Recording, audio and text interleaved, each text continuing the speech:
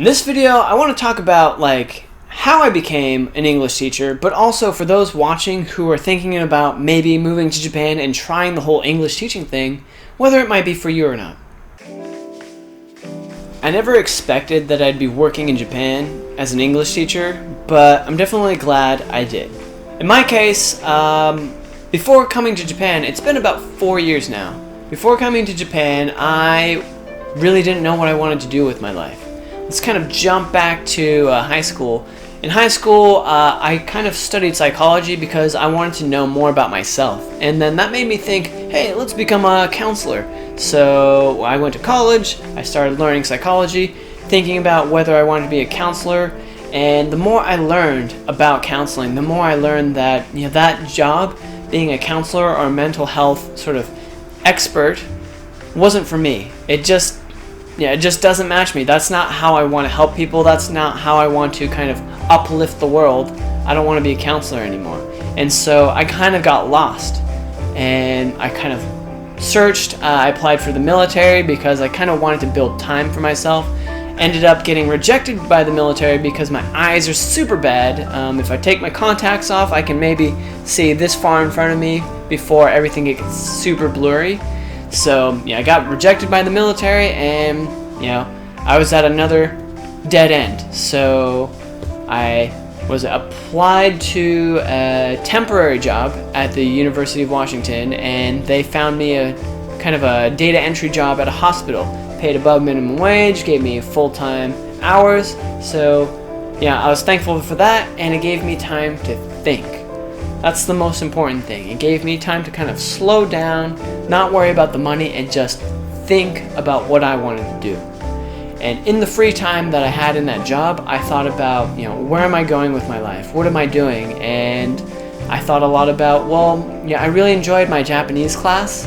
I loved Mr. Kumakura, that was my teacher's name. I love Mr. K's Japanese class. So I looked at entry-level jobs, and I ended up finding a job to teach in Japan.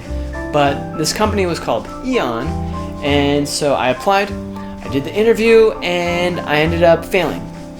And just like the military, that failure kind of hit pretty hard. I thought maybe, I'm useless, I can't do anything, I can't even get this job.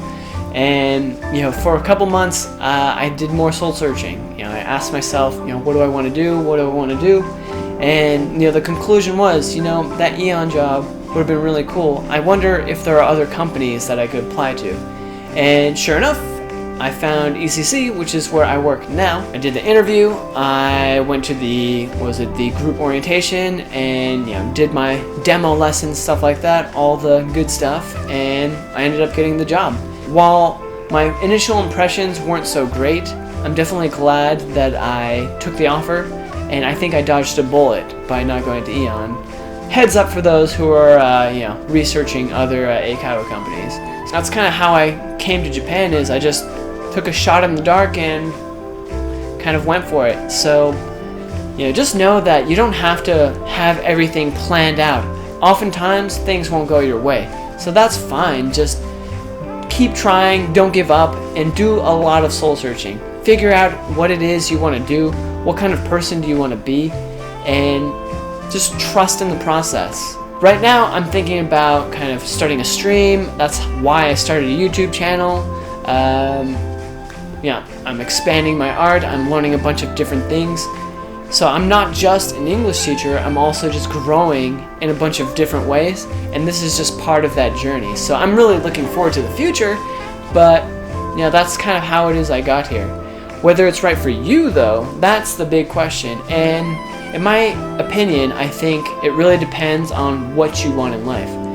I've gained a lot of experience just by talking to people. If you don't like talking to people, definitely not the kind of job that you should take, because you're a teacher, you're going to have to interact with people. But if you're the kind of person who is introverted, shy, it's hard for you to talk to people, but you want to be able to talk to people, I think being a teacher is one of the perfect jobs for you. It's challenging, yes, it's going to be really awkward for you sometimes, but if you keep persevering, if you keep kind of analyzing your mistakes and kind of learning from them, growing from them. Don't blame others. Be open-minded and think, how can I be the best teacher I can be? If that's your mentality and you want to become better at socializing, you will. It just naturally happens. It's all about working hard and working at yourself and realizing that you're not perfect, nobody's perfect, and just going along with the ride. So if that's kind of your mentality, I think being a teacher is perfect for you. Not only that, but if you want to kind of learn about culture, if you want to learn about different people's opinions and kind of broaden your horizons, expand your kind of perspective, definitely I think teaching is a good thing. It's a good exercise, especially as a teacher. You have to be very careful with how you say your opinions. So as a teacher, I think it teaches you discipline in knowing when to, express certain things, knowing when to talk about certain things. Sometimes it's not appropriate to talk about politics. You might be really passionate about it, but there's a time and place for that. And that's something that teaching has really taught me. If you're even curious about this job, if you're finding this video, I think teaching might be something that can benefit you in a lot of ways. But like any job, there's going to be its highs and lows. Sometimes you'll have students who don't care, who don't try. Sometimes those students will give you a lip. People have an image of Japan that everyone's all polite and courteous. For the most part, yes. But at the end of the day, people are still people. We're all human here. Nobody's perfect. And sometimes people get sad. Sometimes people get frustrated. Sometimes people are just having a bad day. And just remembering not to hold that against them. Be real with people. Be real with your students. And that'll make your experience a lot better. Don't try to control your students. Just because you're a teacher doesn't mean you can, control them like some crazy puppet master. No. Just be real with them, and I think they will respond in kind as a result. Not only that, but if you want to be a teacher, I think that you have to have the growth mindset. You can't just be stuck in one sort of mentality and think this is okay. I think one mistake that a lot of teachers make is just like doing the same thing over and over and over again. Because just like people, you have to adapt. We have to adapt to the situation. There is no like perfect method, because what works for me might not work for you. What works for this student might not work for that student. It's because we all have different personalities, we all have different likes, dislikes. So I think that learning to adapt and be flexible, if you're willing to be that kind of person, then yeah, definitely teaching is kind of the job for you. It's always challenging because you're always having to adapt to the situation. In Japanese, they say kuki o yomeru, which means reading the atmosphere, reading the room. And you always have to read the room, whether it's through noticing, kind of subtle cues like body language, facial expressions, gestures from your students, their tone of voice. You pick up on a lot of these little social cues, and when you pick up on that, you just naturally kind of become better at teaching. But you have to pay attention, you have to listen, and not just the students have to listen to you, but you have to be observant and listen to them as well. It's a two-way process. Just like in a relationship, it's not just one person managing the entire relationship. It's a two-way street, both ways. So it's learning to adapt and harmonize with those people that you interact with. And that's, I think, one of the most, soul healing, uplifting things that I've learned by being a teacher. So I started out not even thinking about being a teacher. I just wanted to, be a counselor and understand the world.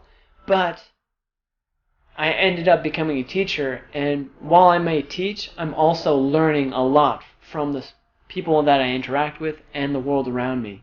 So I started out wanting to understand, and I got to a place where I'm starting to understand more. Still have a lot to learn, but I'm getting a little better.